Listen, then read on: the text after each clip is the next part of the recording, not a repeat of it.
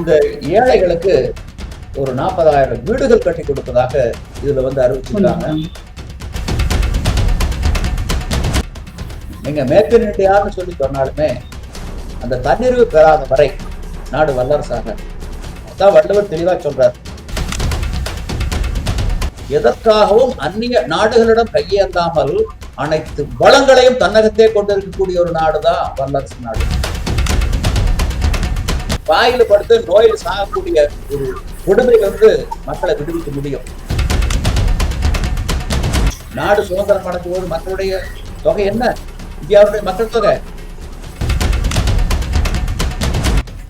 விவசாய கமிஷன் பரிந்துரை ஏற்று செயல்படுத்துவது பற்றிய அறிவிப்பு இருக்கும் என எதிர்பார்த்தோம். இதுக்கெல்லாம் என்ன காரணம்னா மக்களாகிய வாக்காளர்களாகி நாங்க தான் காரணம். நேயர்களுக்கு வணக்கம். இன்று நம்முடன் இணைந்திருப்பவர் விவசாய சங்க தலைவர் கல் நல்லசாமி ஐயா அவர்கள். வணக்கம் சார். வணக்கம். மத்திய அரசின் பட்ஜெட் வந்திருக்கு சார், அதுல உங்க பார்வை என்ன? இந்த பட்ஜெட்டை பொறுத்த அளவுல வானோக்கி வாழும் உலகெல்லாம் மன்னவன் போல் நோக்கி வாழும் குடி, அந்த திருக்குறளை மேற்கோள் காட்டி இந்த பட்ஜெட்டை தாக்கல் பண்ணியிருக்காங்க. இது நல்ல குரல், நல்ல துவக்கம். இந்த பட்ஜெட்ல வரவேற்கத்தக்க நல்ல அம்சங்களும் உண்டு, சில குறைகளும் உண்டு. கண்டிப்பா ஏன்னா ரெண்டுமே இருக்கும். எந்த ஒரு நிதிநிலை அறிக்கையா இருந்தாலும் நன்மைகளும் இருக்கு, தீமைகளும் இருக்கு. அதனாலதான் நன்மையும் தீமையும் நாடி நலம் புரிந்த தன்மையான் ஆடப்படும்னு வள்ளுவர் சொன்னார்.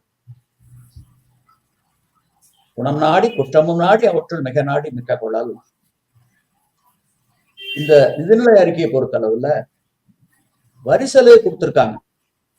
அதாவது வரவேற்கத்தக்க ஒண்ணும். தனிநபர் வரி சலுகை, வருமான வரி சலுகை முன்பு 2023 தான் 7 லட்சம் சொன்னாங்க. அதற்கு 12 லட்சமா வசதிருக்காங்க ஆண்டு வருவாய். அதே மாதிரி மூத்த குடிமக்களுக்கு சில சலுகைகளை கொடுத்திருக்காங்க, அது வரவேற்கத்தக்க ஒண்ணு. அதே மாதிரி சுற்றுலாத்துறைக்கு சில முக்கியத்துவம் கொடுத்திருக்காங்க, சில சுற்றுலா தலங்களை மேம்படுத்தப்படும் சொல்லியிருக்காங்க. அதே மாதிரி பாத்தீங்கன்னா இந்த ஏழைகளுக்கு ஒரு 40,000 வீடுகள் கட்டி கொடுப்பதாக இதுல அறிவிச்சிருக்காங்க. அது வரவேற்கத்தக்க ஒண்ணுதான்.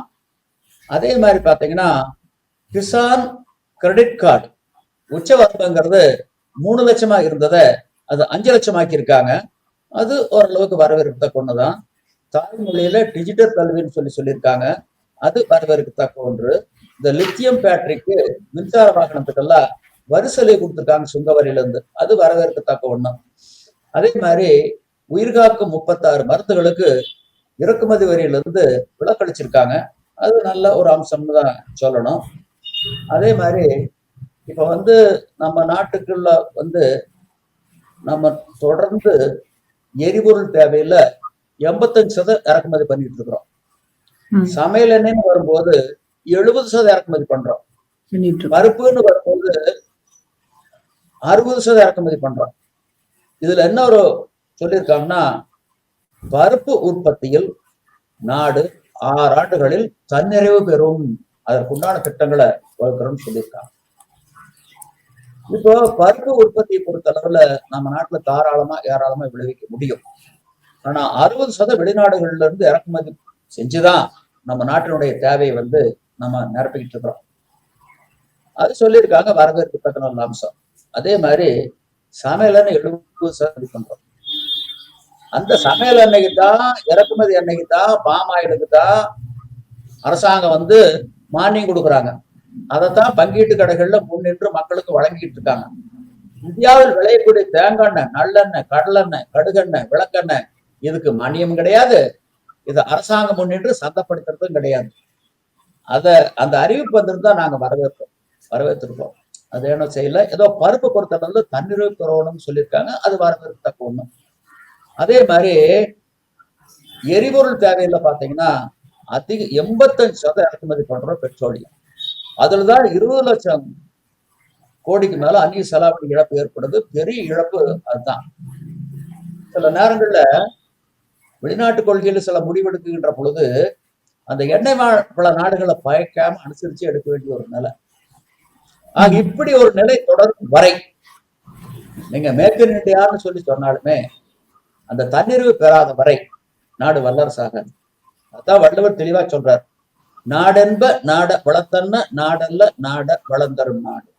ஒரு நாடு வளமான நாடு, சிறந்த நாடு, செழிப்பான நாடு, வல்லரசு நாடு எது என்றால் எந்த சூழ்நிலையிலும் எதற்காகவும் அந்நிய நாடுகளிடம் கையேந்தாமல் அனைத்து வளங்களையும் தன்னகத்தே கொண்டிருக்கக்கூடிய ஒரு நாடுதான் வல்லரசு நாடு. இப்போ நம்முடைய அரசாங்கத்தை பொறுத்தளவுல மேக் இன் இந்தியான்னு சொல்லி ராணுவ தளவாடங்களை போட முன்ன உற்பத்தி செய்யல, இப்போ உற்பத்தி செஞ்சு தயாரிச்சு சில நாடுகள் ஏற்றுமதி பண்றோம். இது நல்ல ஒரு துவக்கம். இருந்தாலுமே பாத்தீங்கன்னா இன்னும் இதுல வேகம் காட்டணுங்கிறதா எங்களுடைய நிலைப்பாடு.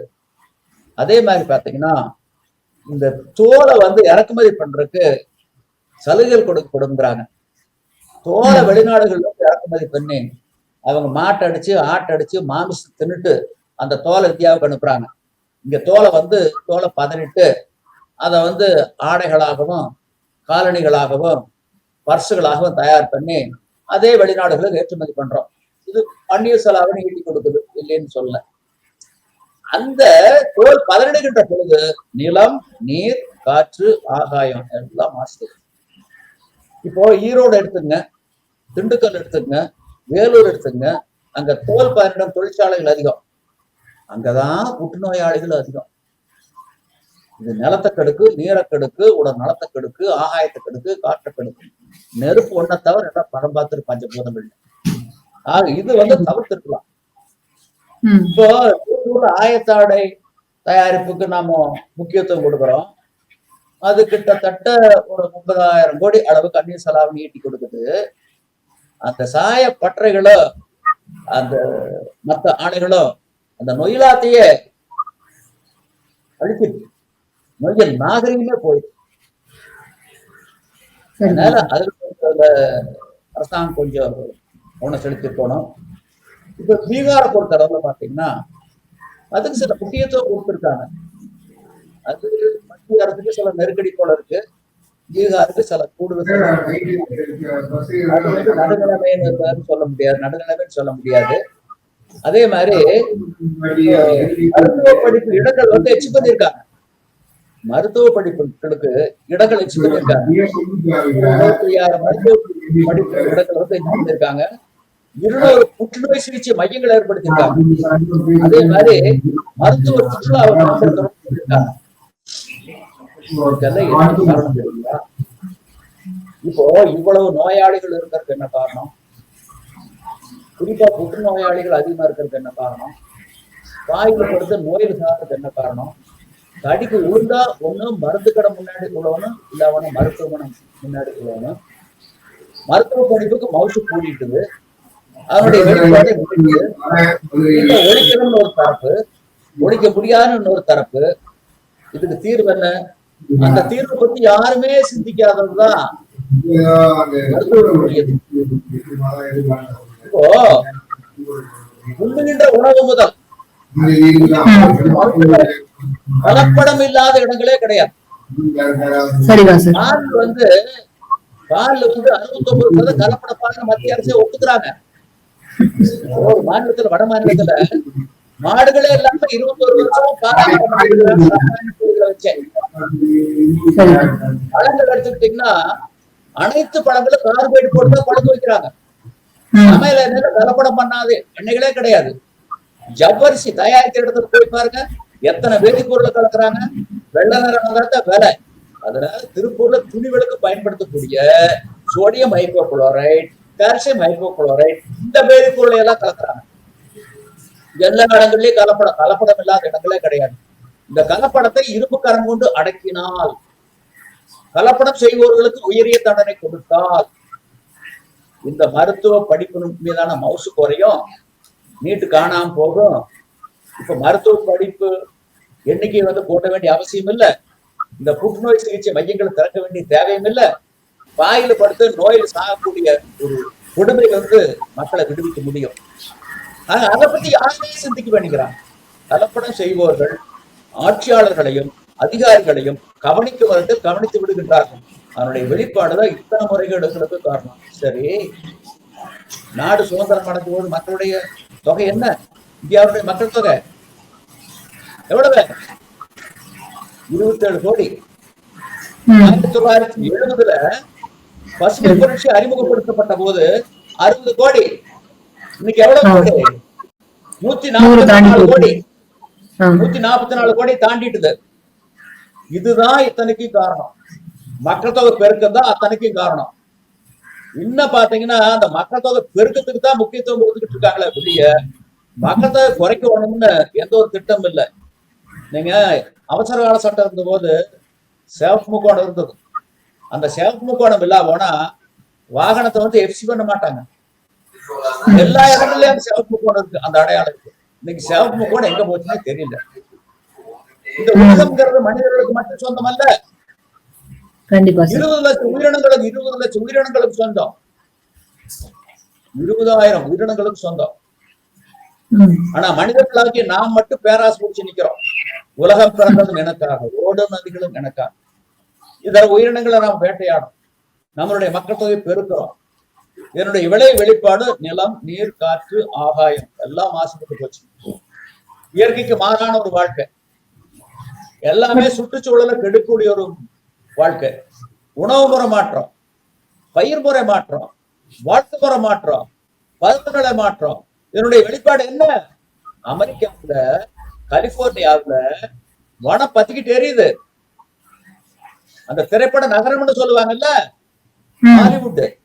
ஹாலிவுட்ல காங்கிரீட் காடுகள் பத்திக்கிட்டு எரியுது. அணைக்க முடியல. நாங்க வல்லரசு, எங்க கிட்ட அணு ஆயுதம் இருக்கு, ஆயுதங்கள் ஏராளமா இருக்கு, பெருமையா சொல்லிட்டு இருக்காங்கல்ல. ஏன் அந்த அணுகுண்ட போட்டு அந்த நெருப்பு அணைக்க வேண்டியதானே? முடியல. செயற்கை அறிந்த கடைத்தும் உலகத்தை இயற்கை அறிந்து செயல். செயற்கையில் என்னதான் புதுமைகள், புரட்சிகள், புது கண்டுபிடிப்புகள் இருந்தாலும் உலகத்தினுடைய இயற்கைக்கு மாறுபட்டு வேறுபட்டு திரிவுபட்டு நின்றால் முடிவு அழிவும். ஆக இயற்கையை நேசிக்கக்கூடிய திட்டங்கள் இருக்கணும், இருந்திருக்கணும், இருக்குது. ஆனா அதே நேரத்துல உலக அளவில் வந்து அணு ஆலைகளை எல்லாம், அணு மின் உலைகளை எல்லாம் குறைச்சிக்கிட்டு இருக்காங்க. ஆனா புதுசா நாம வந்து இப்ப 5 அணுமின் நிலையங்களுக்கு இந்த பட்ஜெட்ல ஒதுக்கீடு பண்ணியிருக்காங்க. ஏன்னா மின்சாரம் தேவைதான். அதுல காத்துல இருந்து தயாரிக்கலாம், ஏன் கடல் அலையில இருந்து கூட தயாரிக்கலாம், சூரிய நம்ம நாட்டுல ஏராளமா கிடைக்குது, அதுல இருந்து தயாரிக்கலாம். மின்சாரத்தை சிக்கனமா பயன்படுத்தலாம். இப்ப அந்த பார்வையில தான் இருக்கணும். அப்பதான் இந்த உலகத்தை வந்து காப்பாற்ற முடியும். நம்ம நாட்டை மட்டும் காப்பாத்தினா போதாது. ஏன்னா அந்த உலகம் ஒரு யூனிட், ஒரு அழகு. அதனால நம்முடைய பிரதமர் சொன்னாரு, ஒரு குடும்பம், ஒரு எதிர்காலம், ஒரே நாடு, ஒரு உலகம். ஆக எல்லாம் ஒன்னா இணைஞ்சுதான் செய்யணும். இப்போ நாங்க இந்த எதிர்பார்த்தது, இந்த பட்ஜெட்ல விவசாயிகளை நாங்க எதிர்பார்த்தது சம்பள கமிஷன் பரிந்துரையை நடைமுறைப்படுத்துற மாதிரி விவசாய கமிஷன் பரிந்துரை ஏற்று செயல்படுத்துவது பற்றிய அறிவிப்பு இருக்கும் என எதிர்பார்த்தோம். ஆனால் இல்லை, ஏமாற்றம் அளிக்கின்றது. 8வது சம்பள கமிஷன் மத்திய அரசு ஒப்புதல் கொடுத்தாரு. ஏன் அரசு பணிக்கு இத்தனை பேர் போறாங்க? மேற்கு வங்காளத்துல ஒரு 7 காலி பணியிடங்கள். என்ன பணியிடம்னா, பிண அறையில பிணத்துக்கு காவல் இருக்கிறது, அது உதவியாளர். அந்த 7 காலி பணியிடங்களுக்கு 10,000 பேர் விண்ணப்பிக்கிறாங்க. அதுக்கு அடிப்படை தகுதி எழுதுறதுக்கு படிக்கிறதுக்கு தெரிஞ்சா போதும். ஆனா அதுல பாதி பேர் பட்டதாரிகள். ஏன் போறாங்க? சம்பள கமிஷன் பரிந்துரைப்படி ஊதியம் இருக்கு. ஆனா அதே மாதிரி விவசாய கமிஷன் பரிந்துரை ஏற்று செயல்படுத்தினால் இந்த நாடு வல்லரசாவது உறுதி. என்ன சொல்லியிருக்காங்கன்னா, 2004 அமைக்கப்பட்ட அந்த விவசாய கமிஷன் பட்டறிவு அடிப்படையிலான விலை நிர்ணயம். அதை கேட்டுதான் டெல்லியில விவசாயிகள் எல்லாம் போராடிக்கிட்டு இருக்காங்க. கடும் போராட்டம். அதாவது அரசாங்கங்கள் பண்ணைகளை நடத்துகின்றன. மத்திய அரசுகிட்ட பண்ணை இருக்கு, மாநில அரசுகிட்ட பண்ணை இருக்கு. இப்ப தமிழ்நாடு அரசு 49 பண்ணைகளை ஏற்று நடத்துது. இந்த அரசுகள்ல என்ன சொல்றாங்கன்னா, நாங்க ஆராய்ச்சி அடிப்படையில் நடத்துறோம், அதனால சாகுபடி செலவு கணக்கிடுறது இல்லை கத்துக்கிறாங்க. சரிபாதி ஆராய்ச்சி அடிப்படையில் நடத்துங்க, மீதி சரிபாதி பண்ணைகளை வணிக நோக்கில நாங்க விளைவிக்கிற மாதிரி நீங்களே அதை விளைவிங்க. அரசு அதிகாரிகளை வச்சு அவங்களுக்கு சம்பள கமிஷன் பரிந்துரைப்படி ஊதியம் கொடுத்து சாகுபடி செய்யுங்க. ஒரு குண்டால் நெல் சாகுபடி செய்யறதுக்கு என்ன செலவாகுது? ஒரு குண்டால் பருத்தி எடுக்க என்ன செலவாகுது? ஒரு டன் கரும்பை அறுவடை செய்து ஆலைக்கு கொண்டு போகும் வரை ஆகும் செலவு என்ன? 1 லிட்டர் பால் கறக்கிறதுக்கு என்ன செலவாகுது? இதையெல்லாம் துல்லியமா கணக்கிடுங்க. சரிபாதி லாபமா வச்சு ஒவ்வொரு பண்டத்துக்கு பல நிர்ணயம் பண்ணுங்க. அதுக்கு பின்னாடி எங்களுக்கு எதுக்கு இலவசம், எதுக்கு மானியம், எதுக்கு சலுகை, எதுக்கு கடை, எதுக்கு கடன் தள்ளுபடி, எதுக்கு காப்பீடு, எதுக்கு நிவாரணம், எதுக்கு வருமான வரி விலக்களிப்பு, இதெல்லாம் எதுக்கு? நாங்க எதிர்பார்த்தது என்ன தெரியுங்களா? நான் எதிர்பார்த்தது விவசாயத்தில் வரக்கூடிய வரிக்கு வருமானம் இருக்கும், வரி இருக்கும். விவசாயத்தில் வரக்கூடிய வருமானத்துக்கு வரி இருக்கும், வரி போடப்படும், இவ்வளவு வரி என்ற அறிவிப்பு இருக்கும் என நான் எதிர்பார்த்தேன். அப்படி இருந்திருந்தால் விவசாயமும் இந்த நாடும் காப்பாற்றப்பட்டிருக்கும். இன்னைக்கு ஒண்ணு சொல்ற, உண்மை சொல்றேன் கேளுங்க. நாங்க விளைவிக்கிறோம், ஆனா விவசாயத்துக்கு வரக்கூடிய வருமானத்துக்கு வரி கிடையாது. பயனாளிகள் யாரு? விளைவிக்கும் விவசாயிகளாகி நாங்களா? இல்லை, பெரும்புள்ளிகள் தான் பயனாளிகள். ஜெய் கிஷான், ஜெய் ஜவான் சொல்லுவாங்கல்ல, ஜெய் கிஷான், ஜெய் ஜவான். இன்னைக்கு இந்த பட்ஜெட்ல 2025-26 பட்ஜெட்ல ராணுவத்துக்கு ஒதுக்கீடு எவ்வளவு? 4.91 லட்சம் கோடி. 4.91 லட்சம் கோடி. விவசாயத்துக்கு ஒதுக்கீடு எவ்வளவு? 71,000 கோடி. 7 தான். ஆனா மக்கள் தொகையில் நாங்க எவ்வளவு இருக்கிறோம்? 60% இருக்கிறோம். விவசாயத்தை நம்பி இருக்கக்கூடிய மக்கள் தொகை 60%. ஆனா நிதி ஒதுக்கீடு ராணுவத்துக்கு ஒதுக்குறதுல 7 தான். ராணுவத்துக்கு ஒதுக்க வேண்டியதான், நான் இல்லைன்னு சொல்றதல்ல. அதே நேரத்துல விவசாயத்துக்கும் நீங்க முக்கியத்துவம் கொடுத்துருக்கோம். இன்னைக்கு இதை விட கூடுதலான தொகை கல்விக்கு ஒதுக்குறீங்க. அதே மாதிரி நீங்க சுகாதாரத்துக்கு ஒதுக்கி இருக்கிறீங்க. ஆனா அந்த அளவுக்கு மேல ஒரு தொகை இந்த விவசாயத்துக்கு ஒதுக்கணுங்கிறது தான். இன்னொரு கொடுமை பாருங்க, அண்மையில இந்த பத்ம விருதுகள் வெளியிட்டாங்க. பத்மஸ்ரீ, பத்மபூஷன், பத்ம விபூஷன் ஒரு 120-130 பேர்த்துக்கு ஆண்டுதோறும் கொடுப்பாங்க. குடியரசுத் தலைவர் கொடுப்பாரு. பாத்தீங்கன்னா விவசாயத்துறை சாதனையாளர்கள்னு வரும்போது ஒருத்தர் இல்ல 2 பேர். ஆனா மக்கள் தொகையில் எவ்வளவு இருக்கிறோம்? 60%. இத்தனை அரசியல் கட்சி தலைவர்கள் இருக்காங்கல்ல, எல்லாம் என்ன பண்றாங்க? ஜாதி மத சிறுபான்மை பெரும்பான்மை அடிப்படையில் இடஒதுக்கீடு வேணும், அதுல உள்ளொதுக்கீடு வேணும், மேலொதுக்கீடு வேணும், கீழ் ஒதுக்கீடு வேணும்னு சொல்லி அமைதியா இருக்கக்கூடிய சமுதாயத்தை பிரிச்சு கசாப்பு கடையில ஆட்டை வெட்டி கூறு போடுற மாதிரி கூறு போட்டுட்டு இருக்காங்கல்ல. அமைதியை கெடுத்து நாட்டு புயலை போராட்டத்தை உருவாக்கிட்டு இருக்காங்கல்ல. அப்படிப்பட்ட தலைவர்கள் இந்த பத்ம விருது வழங்கலில் 50% விருதுகள் விவசாயத்துறை சாதனையாளர்களாக இருக்க வேண்டும் எப்பாச்சும் கேட்டுட்டாங்களா?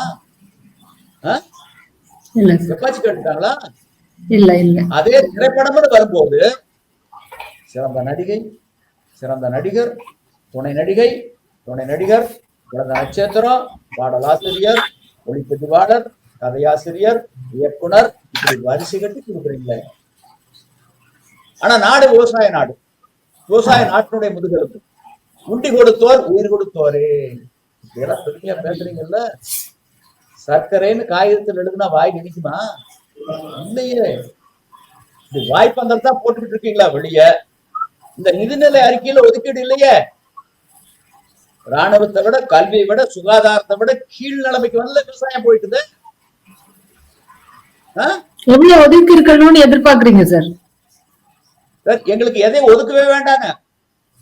எதுவும் ஒதுக்க வேண்டாம். ஒன்னே ஒண்ணுதான், பட்டறிவு அடிப்படையிலான விலை நிர்ணயம். உங்க பண்ணையில சாகுபடி பண்ணுங்க, சாகுபடி செலவு கணக்கிடுங்க, அது சரிபாதி லாபமா வச்சு ஒரு பண்டத்துக்கு விலை நிர்ணயம் பண்ணிருங்க.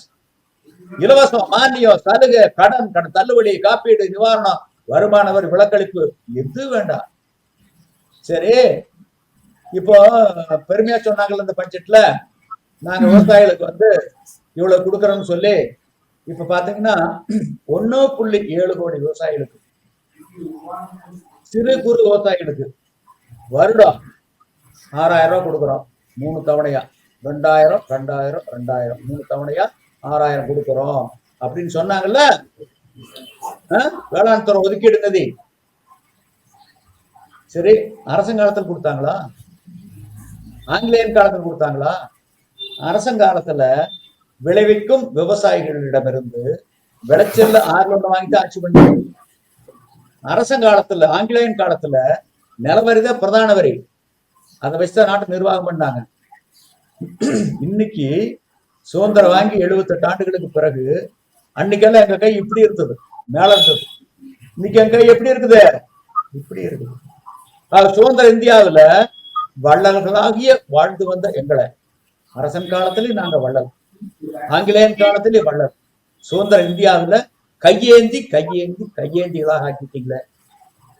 இப்போ மலைப்பாதையில் பயணிக்கக்கூடிய பயணிகள்லாம் குரங்குகளுக்கு தொடர்ந்து உணவை போட்டு வந்ததனுடைய விளைவு, அந்த இயற்கையாக வனத்தில் உணவை தேடி வாழ்ந்து வந்த அந்த குரங்கினம், இயற்கையாக படைக்கப்பட்ட அந்த குரங்கினம் உணவு தேடுவதை மறந்து, அதையெல்லாம் மறந்துட்டு ஒரு 2-3 தலைமுறையா இன்னைக்கு மலைப்பாதையில 2 மருந்து வரக்கூடிய பயணிகள் ஏதாச்சும் கொடுப்பாங்களான்னு கையேந்திக்கிட்டு நிற்கக்கூடிய ஒரு நிலையில பார்க்கலாம்.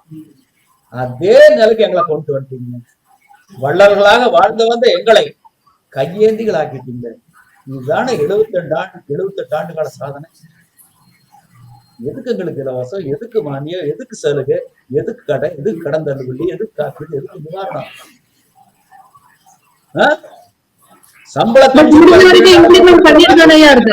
செயல்படுத்திருங்க. ஒரு கண்ணுக்கு வெண்ணெய், மறு கண்ணுக்கு சுண்ணாம்பு வேண்டாம். இந்த ஒண்ணுதான் நாட்டை வல்லரசாக்கும். கண்டிப்பா தேவையற்ற இலவசங்களை முன்னிறுத்தாதீங்க. தேர்தலும் போது வாக்காளர்களுக்கு பணம் கொடுக்காதீங்க. டெல்லியில தேர்தல் நடக்குது, ஜனநாயக ஏலக்கடையில நிறுத்திருக்கீங்க. பெண்களுக்கு மாத உரிமை தொகை 2000, 2100, 2500. ஆளுகின்ற தரப்பு சொல்றாங்க, ஆம் ஆத்மி, எதிர்த்தரப்பு காங்கிரஸ், பாஜக அதோட கூடுதல் தொகை கொடுக்கணும்னு சொல்றாங்க. பெண்களுக்கு இலவச பேருந்து, இலவச மின் கட்டணம், சமையல் எரிவாயு இலவசம், இவ்வளவு சிலிண்டர் இலவசம். படித்து விட்டு வேலையில பட்டதாரிகளுக்கு மாத 8500. இப்ப எல்லாம் அறிவிச்சுட்டே இருக்கீங்களே. பட் மக்கள் அதை எதிர்பார்க்கிறாங்கன்னு சொல்றாங்களேயா? மக்கள் அதை தான் எதிர்பார்க்கிறாங்கன்னு சொல்றாங்களே. மக்கள் எதிர்பார்த்தா கொடுத்துறதா? மக்கள் எதிர்பார்த்தா கொடுத்துடலாமா? மக்களே வருத்தப்படுறாங்களே தரல அப்படிங்கிற மாதிரி மக்கள் வருத்தப்படுறதே பார்க்க முடியாது. சென்ற விடத்தால் செயல்படாத இதொரு நன்றின் பால் உயிப்பது அறிவு. அறிவு எங்க போச்சு? மக்கள் விரும்பினா ஒருத்தர் நான் கொலை செய்யணும்னு விரும்புறேன், கொலை செய்யறேன், நான் விரும்புறேன், குற்றமா சட்டம் ஒரு வரையறை வேண்டாம்? இல்ல எதிர்காலம் என்ன? இப்படியே போயிட்டு என்ன ஆகும்? நாடு என்ன ஆகும்? உலக அரங்குல மரியாதை இழக்கும், மானம் கெடும். இதெல்லாம் இளைதாக முள்மரம் கொள்கை கலைஞர் கைகொள்ளும் காலத்தை விடுத்து. ஒரு சீமக்கருவை முளைச்சு 2 அளவு வந்த உடனே புடுங்குனா எளிதா புடுங்கிடலாம். இவ்வளவு உயரம் வளர விட்டுட்டா அதுக்கு பின்னாடி புடுங்குனா முள்ளு கை குத்துதான் செய்யும். அந்த மாதிரி இப்ப வளர விட்டாச்சு. இதோட தீர்வு தான் என்னன்னு நினைக்கிறீங்க ஐயா? இதுக்கு தீர்வு என்ன? கடுமையான சட்டம் இருக்கணும், கடுமையான சட்டம் இருக்கணும். குடிபுறம் காத்தோம்பி குரல் சொன்னாங்கல்ல, வானோக்கி வாழும் உலகெல்லாம் மன்னவன் போல் நோக்கி வாழும் குடின்னு சொன்னாங்கல்ல. அதே அடுத்து குடிபுறம் காத்தோம்பி குற்றம் கடிதல் வடுவன்று வேந்தன் தொழில். குடிமக்களை பாதுகாப்பதும் குற்றவாளிகளை தண்டிப்பதும் அரசுடைய தொழில். நீங்க தொழில் மறந்துட்டீங்க. குற்றவாளிகளை தண்டிக்கிறது இல்ல. கலப்படம் செய்யறவங்க ஆட்சியாளர்களே அதிகாரிகளே கவனிக்கும் விதத்துல கவனிச்சிடுறாங்க. அதனாலதான் இவ்வளவு கலப்படம். அதனுடைய வெளிப்பாடு தன் நிதி ஒதுக்கீடு. நீட்டுக்கு முக்கியத்துவம் வந்தது இதனாலதான். இரும்பு கரும்புண்டு அடக்குங்க. தக்காங்கு நாடி தலசெல்லா வண்ணத்தால் ஒத்தாங்கு ஒருப்பது விழுந்து. ஒரு குற்றத்தை செய்தவன் மீண்டும் அந்த குற்றத்தை செய்யாத வகையில் அவனுக்கு கொடுக்கக்கூடிய தண்டனையை கேட்பவர்கள் பார்ப்பவர்கள் உள்ளத்தில் அத்தகைய குற்ற எண்ணம் உதியாத விதத்தில் செய்த குற்றத்திற்கேற்ப தண்டனை கொடுப்பது அரசனுடைய கடமை. It is the duty of the government. நாங்கெல்லாம் விவசாயிகள் நெல் பயிர் பண்றோம். பயிருக்கு இடையில களை முளைக்குது, இயற்கையானது. அதே போல சமுதாயத்தில் குற்றவாளிகள் தோன்றுவதும் இயற்கையானதுதான். அந்த பயிருக்கு இடையில் முளைக்கும் களைகளை பறித்து எப்படி பயிர்களை காப்பாற்றுகின்றோமோ அதை போல கொடும் குற்றவாளிகளுக்கு உயரிய தண்டனை, கேபிட்டல் பனிஷ்மெண்ட், மரண தண்டனை கொடுத்து மக்களை காப்பாற்றுகிறார் வள்ளுவர். கொலையில் கொடியாரை வேந்தொருத்தல் பைங்கோல் களை கட்டதனோட நேர். இதை செஞ்சா போது எல்லாம் ஒழுங்காரு. குற்றவாளிகள் வெளியே நடமாட்டிட்டு இருக்காங்க. சில அப்பாவிகள் சிறைச்சாலைக்குள்ள இருக்காங்க. நடுநிலம் இல்லை. என்னுடைய வெளிப்பாடு அத்தனைக்கு காரணம். இதுக்கெல்லாம் என்ன காரணம்னா மக்களாகிய வாக்காளர்களாகி நாங்க தான் காரணம். தேர்தல்னு வந்தா என் வீட்டுல எவ்வளவு கொடுப்பேன் நீ எனக்கு அப்படின்னு வாங்கிட்டு ஓட்டு போட்டா இப்படித்தான் இருக்கும். இதனால் இவன் முடிக்கும் என்றாய்ந்து அதனை அவன் கண் விழல் என்ற அடிப்படையில் வாக்களிப்பது மட்டுமே அதற்கு தீர்வு. சுதந்திரத்தினுடைய விலை மக்களுடைய விழிப்புணர்வு. வாக்காளர்களாகி நாங்கள் செம்மறியாடுகளாக இருக்கின்ற வரை ஆட்சியாளர்கள் ஓநாய்களாகத்தான் இருப்பார்கள். எல்லாம் மக்கள் கிட்ட இருக்கு. மக்கள் வாக்காளர்கள் எஜமானர்கள். வாக்குகளை வாங்கி ஆட்சி அதிகாரத்தில் அமர்ந்திருப்பவர்கள் வேலையாட்கள். இந்த என்னைக்கு சமுதாயத்தில் இந்த கான்செப்ட் விதைக்கப்படுதோ அன்றுதான் ஜனநாயகம் வெற்றி பெற்றதாக பொருள்.